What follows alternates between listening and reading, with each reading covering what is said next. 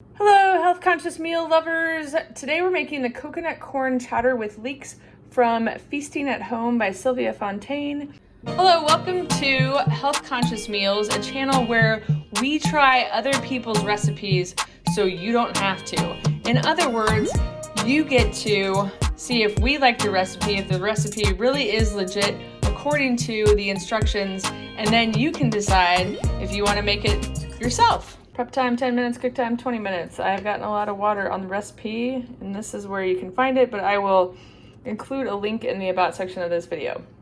So to get started, you want to put either ghee or 2 tablespoons of olive oil. Well, the first step really is to cut all your vegetables and do all that stuff. So here are the leeks in water, because you want to separate them into rings. And also leeks can tend to have dirt in them just because of how they're grown. So this helps remove the dirt as well. Once they're separated, there's still a few left there. You want to drain them in a colander to remove the water and the sediment. Once ghee is melted, you want to add the leeks. And you're gonna saute these for 3 to 5 minutes. And then after that, you're going to cover it and let them saute even more so they get even more tender. While they're sauteing for those 3 minutes, you also want to stir them, which I can do better not holding the camera. Next steps are to add the celery and the garlic, which are it's diced celery and roughly chopped garlic, and you increase the heat to medium. I didn't ever decrease it, so, well, here you go. And you let this cook for 5 to 6 minutes until the leeks are melting together, is how she described it, which I think they're kind of already melting together. Then we're going to add the corn, 3 cups of that, potatoes, better than bouillon paste. I might need more help with that. And salt, pepper, and bay leaves. I finally got the salt and pepper and the bay leaves added, so I'm just trying to stir all that in. Getting a little crispy there on the bottom. This is also where you add thyme. You can use fresh thyme or dried thyme. I didn't see the little mark that I could use dried thyme, so I spent money on fresh thyme, so I went ahead and threw that on. And what's the other thing? Oh, so then you're supposed to bring this to simmer, but there's not a lot of liquid in it yet. Because she said you could use bouillon or water, and she said she preferred bouillon, so I lied. She did say to add 3 cups of water. Whoopsies! Aren't you glad I'm not cooking for you?